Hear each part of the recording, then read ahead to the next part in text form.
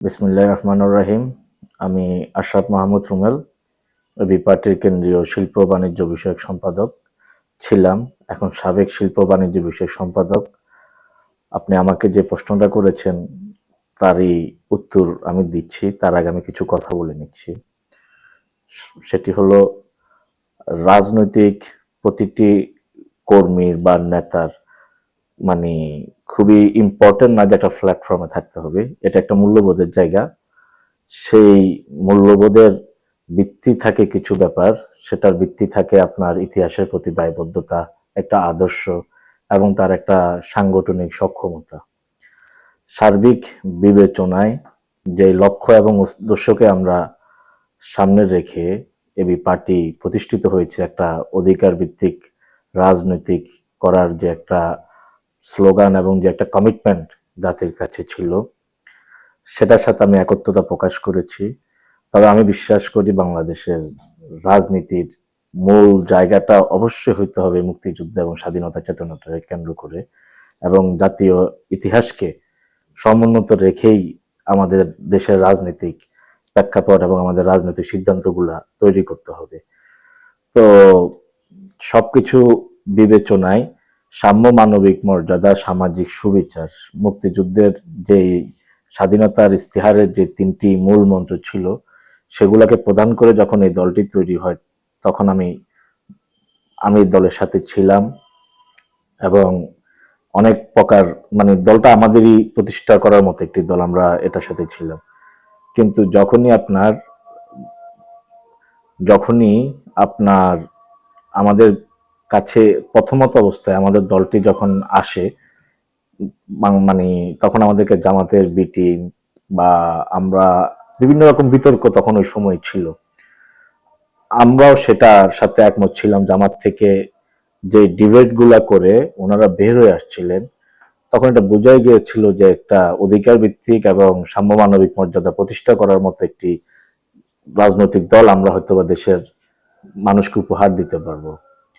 সার্বিকভাবেই কিন্তু আমরা দেখলাম আমার দল জামাত থেকে বের হয়ে আসছে, কিন্তু জামাতের সাথে তাদের তেমন কোন রকমের এটা কোনো কৌশলের অংশও ছিল না, বা এটা স্ট্র্যাটেজিক্যালি ভাবেও তাদের কোন রকমের সিদ্ধান্ত ছিল না। সবসময় একটা স্বতন্ত্র অবস্থান বজায় রেখেই আমার দল ছিল, আমরা সেভাবেই ছিলাম। ইভেন কি আমাদের যখন প্রথম কাউন্সিল হয়েছে বাংলাদেশের সব রাজনৈতিক দলকে, আওয়ামী লীগ ব্যতীত সকল দলকেই, আওয়ামী লীগ ব্যতীত বলতে আওয়ামী লীগ ছিল না, তাই সকল দলকে আমাদের এই প্রোগ্রামে আমন্ত্রণ করা হয়েছে, কিন্তু জামাতকে কখনো আমন্ত্রণ করা হয়নি, এবং জামাতের কোনো প্রোগ্রামও আমাদের নেতৃবৃন্দরা সেভাবে কখনো যায়নি।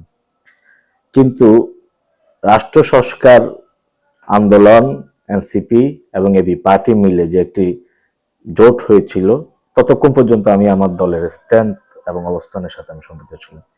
কিন্তু যখনই আমার দল জামাতের সাথে জোট করে, এটি সম্পূর্ণ আমার আদর্শের সাথে সাংঘর্ষিক, এবং এই সাংঘর্ষিক বিবেচনায় আমি তো বিশ্বাস করি যে আমাদের সকল বাংলাদেশের রাজনীতির মূল ভিত্তি অবশ্যই আপনার স্বাধীনতার চেতনাকে, মুক্তিযুদ্ধের চেতনা, এবং এটাকে প্রধান করেই কিন্তু আমাদেরকে রাজনীতি তৈরি করতে হবে।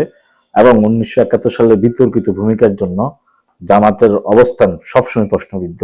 তো সেই প্রশ্নবিদ্ধ জায়গায় আমি আসলে কখনো নিজেকে আমি আর কখনো করতে চাই না।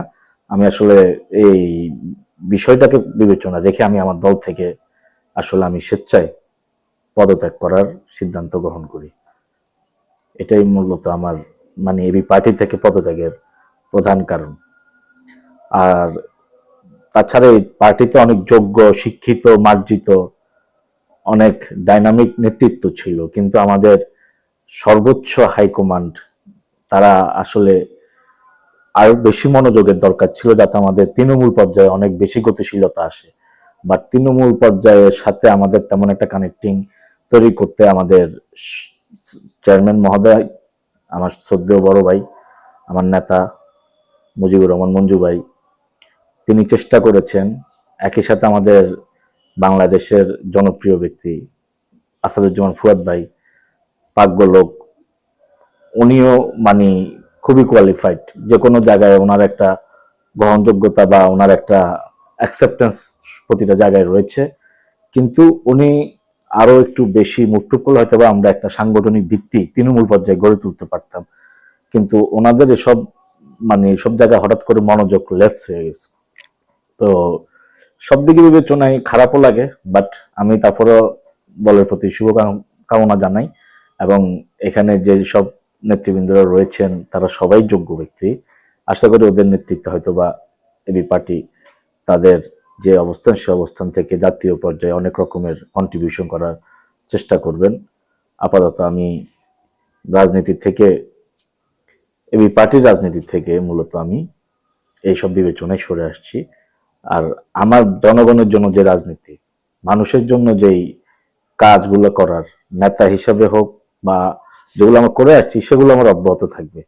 এটার জন্য যে কোনো একটা প্ল্যাটফর্ম দরকার, আমি আসলে বেসিক্যালি সেটা বিশ্বাস করি না।